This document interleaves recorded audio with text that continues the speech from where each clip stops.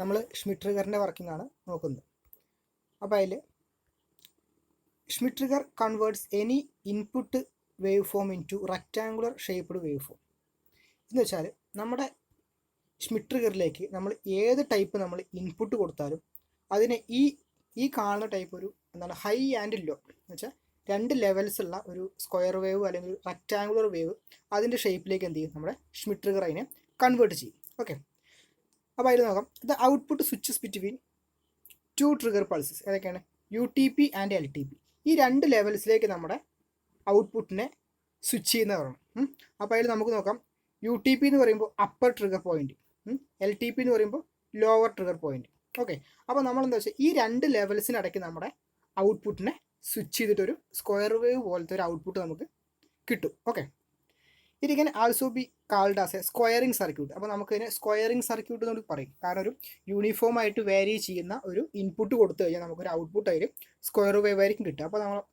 അപ്പോൾ നമ്മൾ അതുകൊണ്ട് അതിനെ സ്ക്വയറിംഗ് സർക്യൂട്ട് എന്നും കൂടി അതിനെ പറയുന്നുണ്ട്. ഓക്കെ, അടുത്ത് നമ്മളതിൻ്റെ സർക്യൂട്ടിലേക്ക് നോക്കുകയാണെങ്കിൽ in the circuit output of Q1 act as A input of Q2. നമുക്ക് നോക്കാം.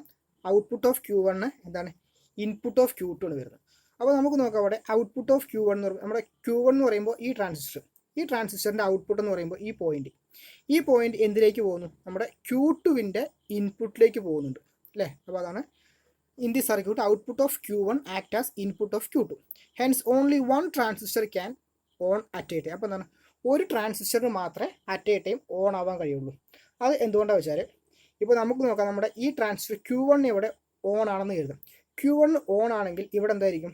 ഇതിലൂടെ കറണ്ട് താഴേക്ക് ഒഴുകുന്ന കാരണം എന്തായിരിക്കും? ഇതിൻ്റെ കളക്ടർ വോൾട്ടേജ് 0 ആയിരിക്കും. Q1ൻ്റെ കളക്ടർ വോൾട്ടേജ് 0 ആവുന്ന കാരണം ഈ 0 വോൾട്ടേജ് ആയിരിക്കും നമ്മുടെ Q2വിലേക്ക് ബയാസിങ് ചെയ്യുക. അപ്പോൾ സംഭവിക്കുന്നത് നമ്മുടെ Q2 അവിടെ ലോ ബേസ് വോൾട്ടേജ് ആയ കാരണം Q2 അവിടെ ടേൺ ഓഫ് ആവുന്നു. ഓക്കെ, അതേപോലെ തന്നെ ഇനി നമുക്ക് നോക്കാം. നമ്മുടെ ഇവിടെ Q2 ഇവിടെ ഓൺ ആവണമെങ്കിൽ എന്ത് വേണം? ഇവിടെ നിന്ന് ഇങ്ങോട്ട് ഹൈ പൾസ് വരണം. ഈ ഹൈ പൾസ് ഇവിടെ നിന്ന് ഇങ്ങോട്ട് കിട്ടണമെങ്കിൽ എന്ത് ചെയ്യണം? ഹൈ വോൾട്ടേജ് വരണമെങ്കിൽ നമ്മുടെ Q2 ഇവിടെ ഓഫായി കഴിഞ്ഞാൽ മാത്രമേ അതിൻ്റെ കളക്ടറിൽ ഹൈ വോൾട്ടേജ് വരുള്ളൂ. അപ്പോൾ ഏതെങ്കിലും അറ്റ് എ ടൈം ഏതെങ്കിലും ഒരു ട്രാൻസിസ്റ്ററിന് മാത്രമേ അവിടെ ഓൺ ആവാൻ കഴിയുള്ളൂ. ഓക്കെ,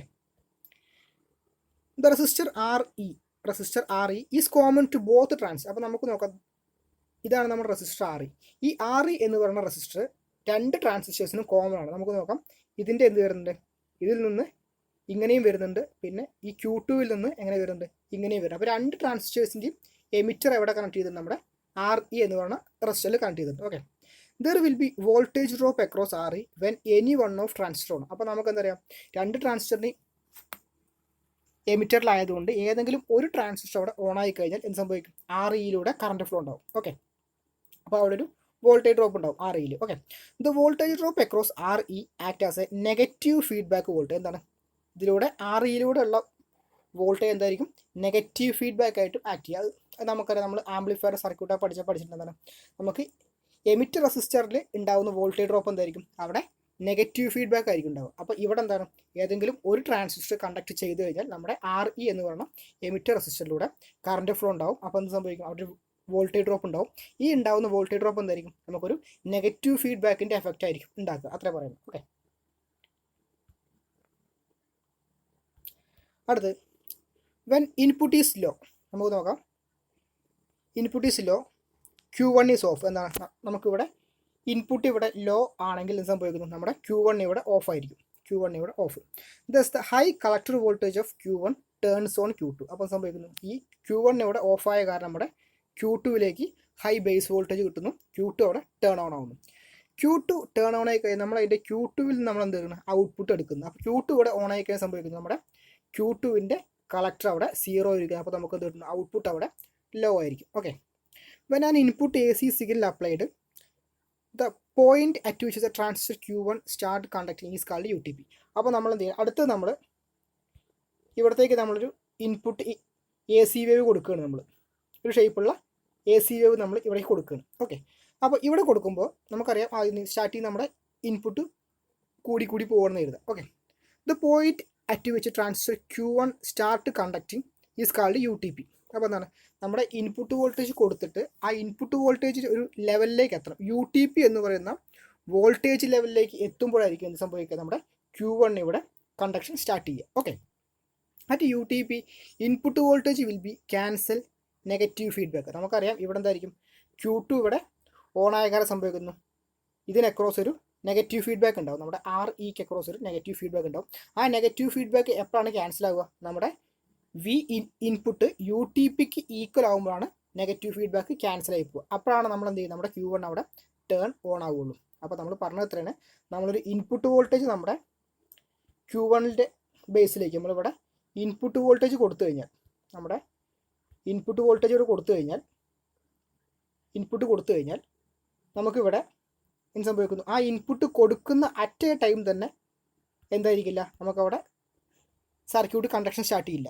എന്ത് സംഭവിക്കും, നമ്മളിവിടെ UTP എന്ന് പറയുന്ന പോയിന്റിലേക്ക് എന്ന് പറയുന്ന ആ വോൾട്ടേജ് ലെവലിലേക്കും എത്തുമ്പോൾ മാത്രമാണ് എന്ത്, നമ്മുടെ REയിൽ കൊടുക്കുന്ന നെഗറ്റീവ് ബയാസ് എന്ന് വെച്ചാൽ നമ്മുടെ ആ നെഗറ്റീവ് ഫീഡ്ബാക്കിനെ ക്യാൻസൽ ആക്കിയിട്ട് ഇവിടെ നമ്മുടെ Q1 ഇവിടെ ഓൺ ആവുള്ളൂ. അപ്പോൾ നമ്മുടെ ആ UTP എന്ന് പറയുന്ന പോയിന്റിലേക്ക് എത്തുമ്പോൾ മാത്രമാണ് നമ്മുടെ Q1 അവിടെ ഓൺ ആവുള്ളൂ. ഓക്കെ, അത്ര പറയുന്നത്.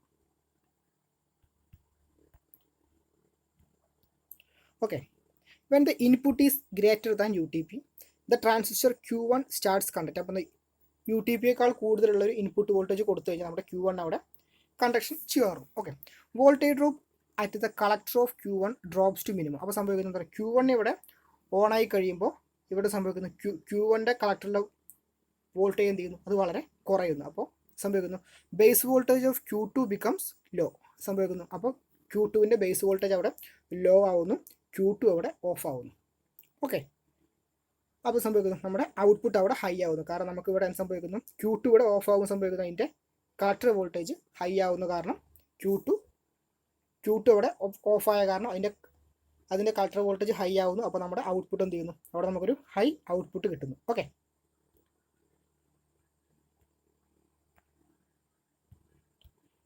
അടുത്ത് നോക്കാം. After the increasing portion of input starts to decrease എന്ന് വെച്ചാൽ നമുക്കറിയാം ഒരു സൈൻ വേവ് പോലത്തെ സിഗ്നലാണ് കൊടുക്കുന്നത്. അപ്പോൾ സംഭവിക്കുന്നു അതിൻ്റെ ഇൻക്രീസിങ് പോർഷൻ കഴിഞ്ഞാൽ പിന്നെ എന്താണ്, അടുത്ത് വരുന്ന ഡിക്രീസിങ് പോർഷനാണ്. അപ്പോൾ സംഭവിക്കുക എന്താണ്, നമ്മുടെ ഇൻപുട്ട് അവിടെ ഡിക്രീസ് ചെയ്യണം, starts to decrease. Okay, when it reduces below LTP നമുക്ക് നോക്കാം. അവിടെ നമ്മൾ വേറൊരു പോയിന്റ് വരുന്നത് LTP പറയുന്ന പോയിന്റ് വരുന്നത് ലോവർ ട്രിഗറിങ് പോയിന്റ്. അപ്പോൾ നമ്മൾ പറഞ്ഞു ട്രാൻസിസ്റ്റർ ഓൺ ആവാൻ വേണ്ടി എന്ത് വേണം, നമുക്ക് UTP എന്ന് പറയുന്ന പോയിന്റ് പറഞ്ഞു. ആ UTPയേക്കാൾ മുകളിൽ പോയാൽ ട്രാൻസിസ്റ്റർ ഓൺ ആവുള്ളൂ പറഞ്ഞു. അതേപോലെ തന്നെ ട്രാൻസിസ്റ്റർ ഓഫ് ആവാനുള്ള കണ്ടീഷനാണ് നമ്മൾ LTPയുടെ താഴെ ഒരു LTP ഒരു വോൾട്ടേജ് വാല്യൂ ഉണ്ടാവും. ആ വോൾട്ടേജ് വാല്യൂൻ്റെ താഴെ പോയിക്കാൻ സംഭവിക്കും നമ്മുടെ Q1 ഇവിടെ ഓഫ് ആവും. ഓക്കെ, നമുക്ക് നോക്കാം എന്ത്, when it reduces below LTP Q1 turns of. അവിടെ Q1 അവിടെ ഓഫ് ആവുന്നു. Okay, hence the base voltage of Q2 becomes high. ഇവിടെയുള്ള Q2ൻ്റെ ബേസ് വോൾട്ടേജ് അവിടെ ഹൈ ആവുന്നു, Q2 അവിടെ ടേൺ ആണ് ആവുന്നു. ഓക്കെ, അപ്പോൾ സംഭവിക്കുന്നു ഔട്ട്പുട്ട് വിൽ ബി ലോ. അപ്പോൾ നമുക്കവിടെ Q2 ഓൺ ആയ കാരണം നമ്മുടെ ഔട്ട്പുട്ട് അവിടെ ലോ ആയിരിക്കും. ഓക്കെ,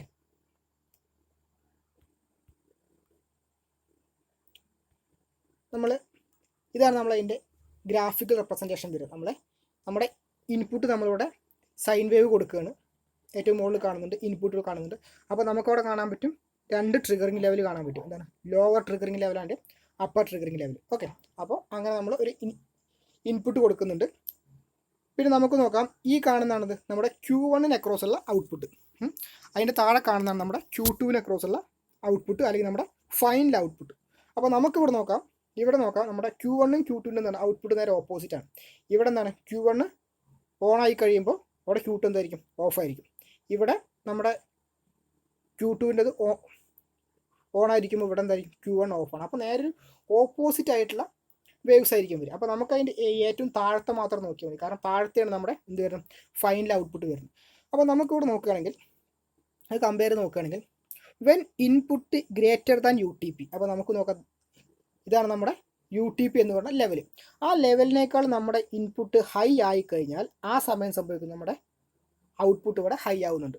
ഓക്കെ, പിന്നെ നമുക്ക് നോക്കാം നമ്മുടെ ഇവിടെ എന്ത് സംഭവിക്കുന്നു, നമ്മുടെ ഇൻപുട്ട് ലെസ് ദാൻ LTP എന്ന് വെച്ചാൽ നമ്മുടെ ലോവർ ട്രിഗറിങ് പോയിന്റിനേക്കാൾ കുറഞ്ഞു കഴിഞ്ഞാൽ ഈ സെക്കൻഡ് കാണുന്ന ലൈനേക്കാൾ താഴത്തേക്ക് വന്നേ സംഭവിക്കുന്നു, അവിടെ നമ്മുടെ ഔട്ട്പുട്ട് ഓഫായിരിക്കും. അതേപോലെ തന്നെ നമ്മുടെ സംഭവിക്കുന്നു, ഇതേപോലെ നമ്മുടെ UTPയുടെ മുകളിലേക്ക് പോയി കഴിഞ്ഞാൽ നമ്മുടെ എന്ത് സംഭവിക്കുന്നു, ഔട്ട്പുട്ട് വീണ്ടും ഹൈ ആവുന്നു. ഈ LTPയുടെ താഴെ വരുമ്പോൾ ഔട്ട്പുട്ട് അവിടെ ഓഫ് ആവുന്നു. അപ്പോൾ ആ ലെവലിൽ എന്ന് വെച്ചാൽ നമുക്ക് ഒരു വോൾട്ടേജ് ലെവൽ നോക്കി അതിൻ്റെ മുകളിലും താഴെയും നമ്മുടെ ഇൻപുട്ട് സിഗ്നൽ പോകുമ്പോൾ സംഭവിക്കുന്നു. അതിനനുസരിച്ചൊരു എന്തായിരിക്കും 2 ലെവലുള്ള സ്വിച്ച് ചെയ്ത ഒരു ഔട്ട്പുട്ട് ആയിരിക്കും നമുക്ക് കിട്ടുക. ഓക്കെ, അപ്പോൾ ഇതാണ് നമ്മുടെ 2 വോൾട്ടേജ് ലെവൽ പറഞ്ഞു. നമ്മൾ ഏതൊക്കെ നമ്മുടെ 2 വോൾട്ടേജ് ലെവൽ പറഞ്ഞു. നമ്മുടെ ഏതൊക്കെയായിരുന്നു? UTP and LTP. ഈ 2 വോൾട്ടേജ് ലെവൽ നമ്മൾ എങ്ങനെയാണ് ഡിഫൈൻ ചെയ്യാന്ന് കാണിക്കുന്നത്. അപ്പോൾ അതിലെന്താണ് UTP ആവുമ്പോൾ നമുക്ക് അതിൻ്റെ ഫോർമുല വരുന്നത് എങ്ങനെയാണ്? RE divided by RE plus RC2 into എന്ത് വരുന്നുണ്ട്? നമ്മുടെ V പ്ലസ് നമ്മൾ കൊടുക്കുന്ന അവിടെ VCC, ആ പോസിറ്റീവ് വോൾട്ടേജ് എത്രയാണോ അതുമായിട്ട് എന്ത് ചെയ്യണം? ഈ കിട്ടുന്ന RE divided by RE plus RC2നെ മൾട്ടിപ്ലൈ ചെയ്യണം. അതേപോലെ തന്നെ ഇവിടെ എന്ത് ചെയ്യുന്നു? ആ പ്രൊഡക്റ്റിനെയും കൊണ്ട് നമ്മുടെ V പ്ലസിനെ തന്നെ മൾട്ടിപ്ലൈ ചെയ്യണം. നമുക്ക് UTP ആയാലും LTP ആയാലും എന്താണ്?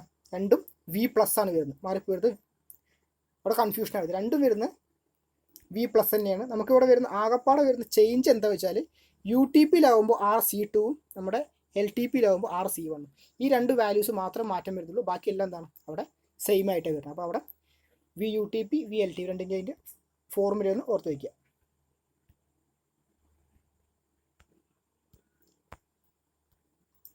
ഓക്കെ, ഇനി അതിൻ്റെ നമ്മൾ അപ്ലിക്കേഷൻ നോക്കുന്നത് user to remove noise from signals. അപ്പോൾ നമുക്കറിയാം നോയ്സ് എന്ന് പറയുമ്പോൾ എന്താണ്? ഒരുപാട് ചെറിയ ചെറിയ ആ നോയ്സ് പൾസ് ആവും. അപ്പോൾ ഇതിനെയൊക്കെ എന്ത് ചെയ്യും? നമ്മുടെ പറയുമ്പോൾ ഇങ്ങനെയുള്ള ഈ റാൻഡം ചേഞ്ചിനെയൊക്കെ എന്ത് ചെയ്യും?